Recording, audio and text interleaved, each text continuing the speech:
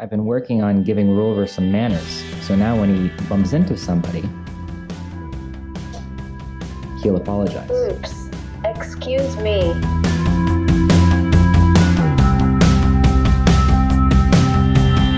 It's so exciting to see the disparate parts that we've been working on actually coming together. And what you saw just there was a perfect example. It was ROVer executing a drive command, reading his distance sensors. In response to what his distance sensors told him, he reported back to the web server. The web server also responded to the Arduino tablet. The Arduino tablet initiated the speech command, which had ROVer say, "Excuse me." It's a very basic example that demonstrates the capabilities of everything that we're putting together and really makes me excited for what comes next. So what you just saw with ROVer being able to speak, and actually you just saw him there say good afternoon. So he's also now been programmed to understand the time of day. And in the morning, he'll say good morning. In the afternoon, he'll say good afternoon, etc. But what I wanted to point out was with his ability now to say, for example, oops, excuse me, when he runs into something, that's actually part of his settings as well. As we look to sharing ROVer's Android app software, I want to make it easy for you guys to make use of it in however you might want to. Similarly, if we take a look at ROVer's command center and the activity feeds for today, so what we just saw was ROVer just doing a drive forward command, and then he ran into an obstacle, which is where he said, excuse me. And we've been integrating more and more every day with what ROVer reports to the command center and how we can make use of that information. So for example, the latest addition is a deceleration report log, where ROVer tells us that he's decelerating from a previous drive command if he's issued another drive command. Remember this little guy? The ROVer module. So we previously had done some tests with this, I think a couple of weeks back, where you saw how it works in conjunction with the Apple TV remote.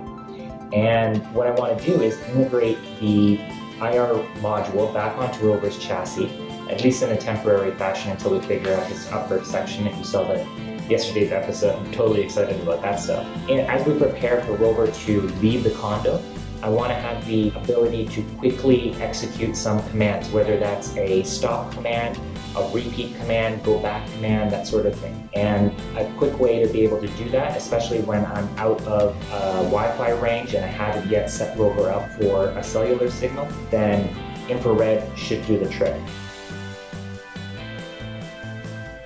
It took some doing, but we've got it wired up and programmed. Okay, so what we got here, and I'll include this on ROVer's site, of course, for the sketch on the Arduino. So I'll show you how this sketch works. It basically reads in the values that you see here, and I read these in previously in order to figure out kind of what button translated to what value. And then once we know that, we can basically just translate that to something useful. So for the time being, for the purposes of this test, basically we're just translating that into kind of plain English, up, down, left, right, that sort of thing. So as I navigate through the Apple TV remote buttons here, you can see it appearing on the serial panel, and those are our 7 buttons: up, down, left, right, menu, play, pause, and home. And that's pretty much it. So that's step 1. We know that the IR receiver works, and we're able to interpret the codes sent by the Apple TV remote. Now we actually have to make use of that information, and the question becomes, how do we go about it? The IR receiver itself is connected to the Arduino Uno, and the Arduino Uno is connected to a lot of other things. So in some cases, we may want to execute what we receive from the Apple remote right then and there on the Arduino Uno. For example, a perfect example actually is if we're driving and for whatever reason we need to immediately stop, like he's doing something wrong. So being able to push the pause button, for example, can send a command to ROVer to all stop, turn off the motors, shut down, which would be really handy and kind of one of the main reasons why I wanted to tackle this at this point in the build. Now, that being said, even in that situation, we want that information to percolate up to the web server, because even if we receive the information on the Arduino Uno and the Arduino Uno itself can execute that command right there on its own, we still want to record that information for other purposes. That aside, there are other situations where we may not want to execute that command on the Arduino Uno, but do something else, for example. In a situation where ROVer is not driving, we may want to have the play button do something else, such as, play a welcome message or something like that. In which case, we might need that information, the value received by the Apple TV remote on the Arduino Uno, to percolate up to the Android tablet, which needs to go through the Mega ADK board up to the brain. And there are other situations that I can't think of at the moment where we might want that information to go all the way to the web server, and then for the web server to, for example, interpret that information and issue a completely different command. So there gives us a lot of options, and context matters. So even though we only have 7 buttons on the remote, those 7 buttons can mean very different things depending on what exactly is going on within ROVer. So before we get back to the Apple remote and the IR receiver, we need to take a look at ROVer's activity feed on the command center, because that really is the nexus for everything in terms of recording what's going on and being able to use that information for follow-up commands and that sort of thing. So what we'll do is we'll send over a quick series of commands to ROVer. First, I'll straighten out his wheels with the servos. So you see the servos there reacting. Then I'll switch over to a drive command. I'll send that over. Let me do a quick refresh on the activity feed so you see how that looks over here. So you can see that he's just finished executing the servo commands, and then he just executed the drive command. And what will happen now is you just heard the relay click off, and ROVer reported that he powered off the roboclaws, which are the motor controllers, as you know. So that's just one example.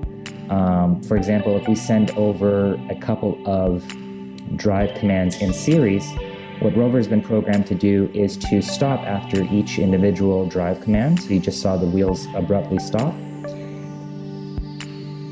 And then the last command, because there's no command after that, he just executes and gradually comes to a stop. So there's no abrupt stop there. So between those 2 drive commands, ROVer issued his own autonomous deceleration to slow and stop prior to executing the second drive command. And then finally, again, ROVer powered off the roboclaws. So after a lot of trial and error and testing, and I'll show you guys some snippets of the code, and of course we'll include that on ROVer's website if anybody's interested in that. But basically we've got an infrastructure now where ROVer can communicate back to us. There's loads more stuff that he can be telling us, and we'll gradually add that to his capabilities in reporting back and logging that information so that we can make use of it. But we're getting there.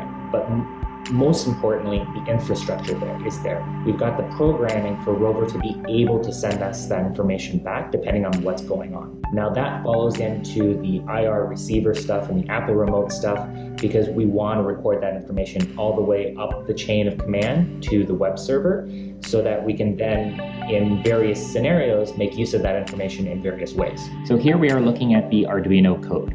We've got the code for the Uno, the Mega ADK board, and the serial output right now for the Uno. And what we've got here is the ability for ROVer to kind of, in a buffered manner, to log different events that happen that he executes in an autonomous manner.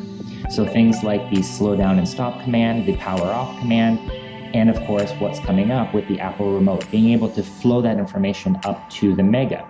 Now the Uno can't, on its own prerogative, send that information up the chain of command. We need the Mega ADK board to ask for that information.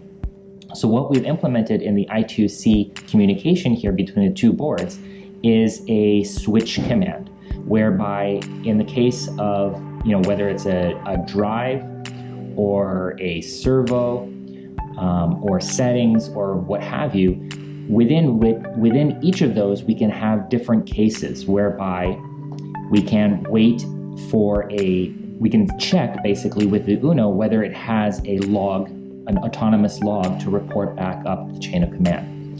And on the Uno side of things, we have basically that buffer that allows us to record more than one, if we need to, event and send that over to the Mega ADK board as it requests that information. Finally, what you're seeing up here in the serial output is basically that process in action, whereby the Uno is replying to the Mega ADK board in various target formats. So basically the Mega ADK board is switching between target 1, 2, 3, and 4, where we're asking for different pieces of information in different scenarios. And of course, there's no limit to the number of things that we can ask for. It's really just a time-based thing. So what we'll do now is we'll rerun those same programs and commands that we did a moment ago, and I'll show you how that all comes together. So we'll start with the straightening out the wheels command for the servos, send that over to ROVer. You just saw his wheels twitch, and you'll see here the commands for the servos going through. We'll switch over to a drive command here. And again, you see the commands flowing through on the Uno, where it's reporting back to the Mega ADK board. And then finally, if we refresh the activity feed, we see the deceleration command and we see the power off command that we saw a moment ago.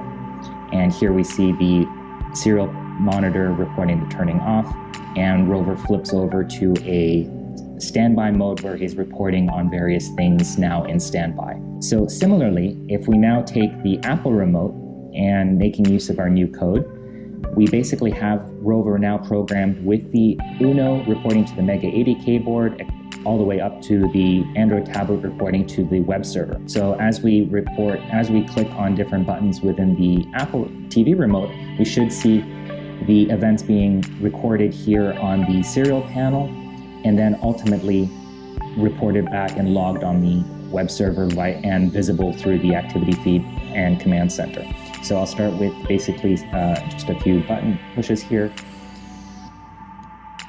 So here's the Apple Remote 1, which is the up. I've just pushed the down button. We'll push the menu button. So we see the different elements here. I'll stop this auto scroll. We see it being recorded.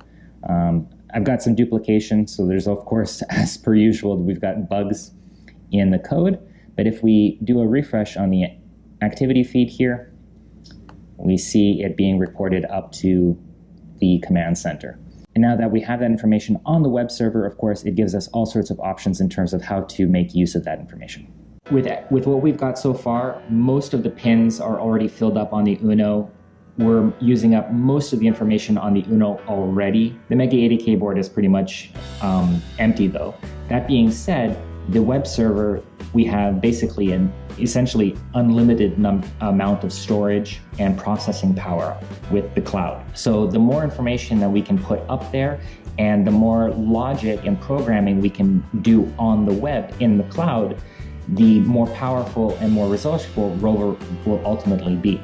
So the more information we get up to the web server, like these Apple remote commands, the up, the down, and the menu buttons that we press, but fundamentally it's the web server that gives us the most flexibility. ROVer is of course meant to be semi-autonomous, and he can't be autonomous, he can't be remotely operated if we can't control him from the web server. And being able to control him from the web server means being able to understand what he's experiencing in his environment. I can't wait for all of you operators out there to be able to help me test ROVer's ability to be remotely controlled.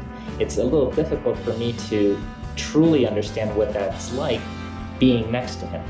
You guys being in far-flung parts of the world will have a better sense of what information we're missing and what more information might be useful in order to accurately send commands over and to be able to understand how those commands were executed or not executed.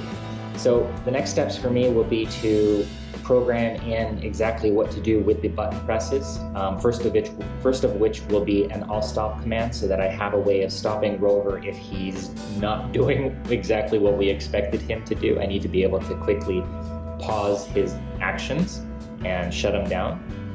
It's also a safety thing. So that's on the to-do list for me.